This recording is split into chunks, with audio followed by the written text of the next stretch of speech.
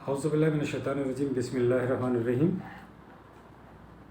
نحمدہ و نصلی علی رسول الکریم۔ قرآن پڑھنے سے پہلے آپ کو ایک فیصلہ کرنا چاہیے،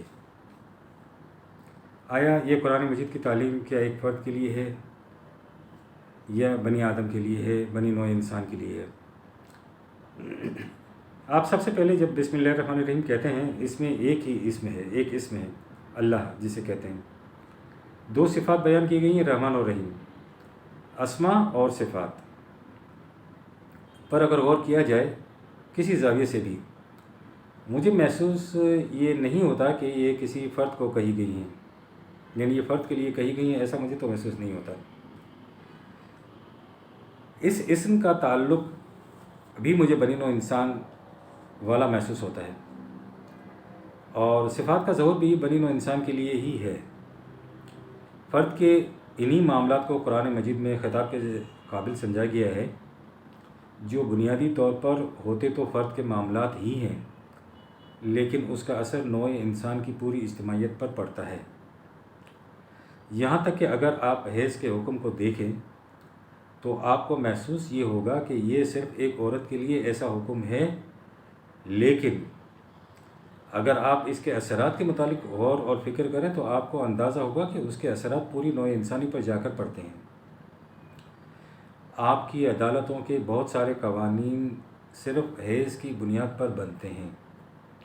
نسلوں کی پرورش پرداخت حیض کے حکم کی گلیوں سے نکلتی ہوئی آپ کو نظر آئے گی۔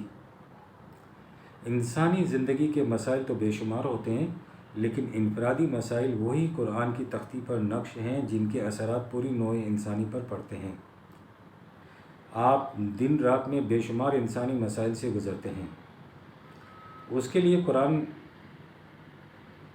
قرآن مسائل سے جوڑتے رہیں، انہیں گھسیٹتے رہیں۔ انسانی زندگی کے بہت سے مسائل ایسے ہیں جو وہ اپنی عقل اور فکر کو استعمال کر کے خود انسان حل کر سکتا ہے، اور کرتے ہیں لوگ، لیکن جن مسائل کے لیے احکام نازل ہوئے ہیں اس میں انسان پابند ہے، اس لیے کہ اس کے اثرات محدود نہیں ہوتے۔ وہ نہ صرف نسلوں تک کو برباد کر سکتے ہیں، معاشرے کو برباد کر سکتے ہیں، بلکہ بڑھتے بڑھتے نوع انسانی کے لیے خطرناک ثابت ہو سکتے ہیں۔ قرآن فرد سے مخاطب ضرور ہے، لیکن صرف فرد کے لیے نہیں ہے۔ وہ فرد کو اٹھاتا ہے، ایک گھر میں رکھتا ہے، گھر سے اٹھاتا ہے، معاشرے میں رکھتا ہے، معاشرے سے اٹھا کر دیگر معاشروں کے درمیان میں روابط قائم کرنے کے لیے کام میں لاتا ہے، اور اس طرح نوع انسانی کی اجتماعیت کا جو پروگرام ہے اسے اس کی منزل تک پہنچا دیتا ہے۔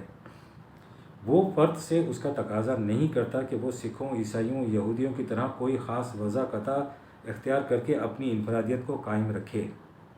قرآن اس وضع قطع کا قائل ہی نہیں ہے۔ وہ فرد کی اس انفرادیت کا انتہائی مخالف ہے جو اسے بنی نوع انسان کے قافلے سے جدا کر دے۔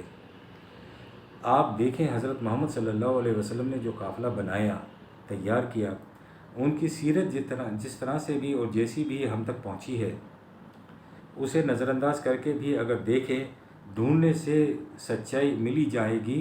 ان کے ہر اٹھنے والا قدم آپ محسوس کریں گے کہ ان کا سفر نوع انسانی کی منزل کے حصول کی طرف ہی تھا۔ لہٰذا ہر فرد اپنے ہر طرح کے معاملات میں اتنا آزاد نہیں ہے کہ وہ وحی کی چادر اوڑھے بنا ہی اپنا سفر شروع کر دے۔ اسے ہمیشہ اپنی فکر کا جائزہ لینا چاہیے کہ میرے کس عمل کا منفی اثر میرے گھر اور معاشرے پر پڑ سکتا ہے۔ جب اس میں اس طرح کی سوچ پیدا ہو جائے گی تو پھر اس میں اللہ کے قوانین کی نگہداشت کرنے کی صلاحیت بھی پیدا ہو جائے گی اور اس کی فکر بھی پیدا ہو جائے گی۔ ربنا تقبل منا انک انت السمیع العلیم۔